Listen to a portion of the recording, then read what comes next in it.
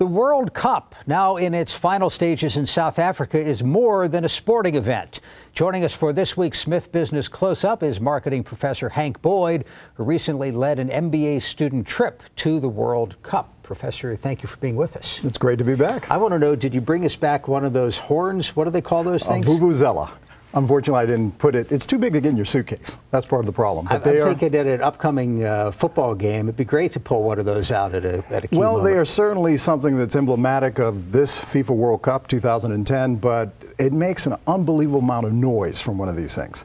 And so when you're in the stands, it sounds like a million bees swarming around in your head. And watching on TV, it's awful noise. It is it's quite a din. Well, let's talk about why you were there. What is the importance of this World Cup to South Africa?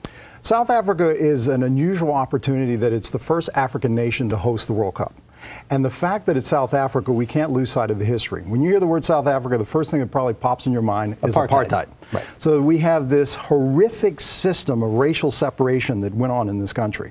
And if you can wind the clock back 25 years ago for me, when I was an undergrad at Princeton, I'm there banging on the doors of the administration building with my fellow students saying, divestiture, divestiture, we have to get out of South Africa. We have to leave them alone, and when they learn how to do right, then they get to plug into the grid. The time has come, and that's what this World Cup symbolizes. And they need to plug into the grid. I read they have one of the highest unemployment rates around 25% or thereabouts. That's absolutely correct, and what we find is that this is the time. The nation has done all the right things in terms of opening things up. When Nelson Mandela was freed, then he was elected president in 1994. We see this progression where South Africa has truly become the rainbow nation.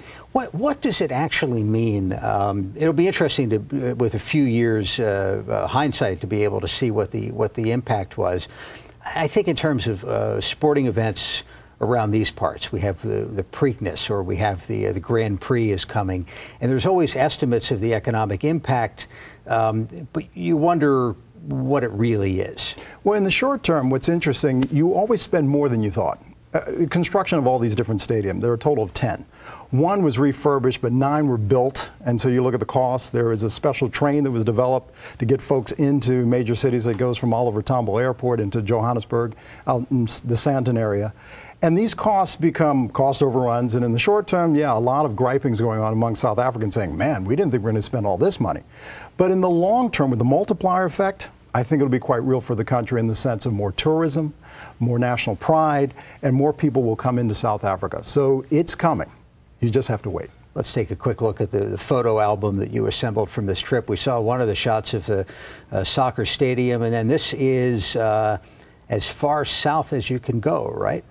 That is correct. Well, this is as far south as you can go. The Cape of Good Hope. You're absolutely right about that in terms of the layout of the geography. It's amazing. The Pacific Ocean meets the Indian Ocean.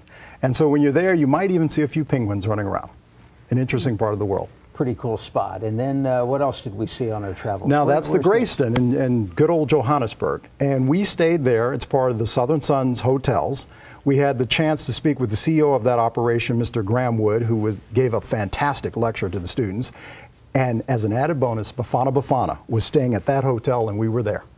And the last photo you had, this is not Lion Country Safari in Florida. No, that's actually Kruger Park. And so Kruger Park, we have, I guess, Theo and Cleo, and they're going down the road. And this is very common among lions, apparently, as they move in packs and this sort of thing. And so there goes the pride, as they say. That is a pretty cool snapshot to have. Overall, what would you say is the state of the infrastructure in South Africa? I mean, if the games go smoothly, we've seen these great-looking venues. Right. It's a win. Is the country ready for that next big step? I think the country is ready for the next big step. If you look at South Africa compared to her peers in terms of other African nations, the infrastructure is in really good shape.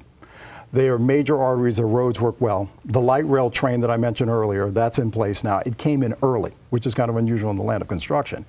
And once again, the entire nation is going through this period of it's uplifting. You can feel the buzz, you can feel the excitement.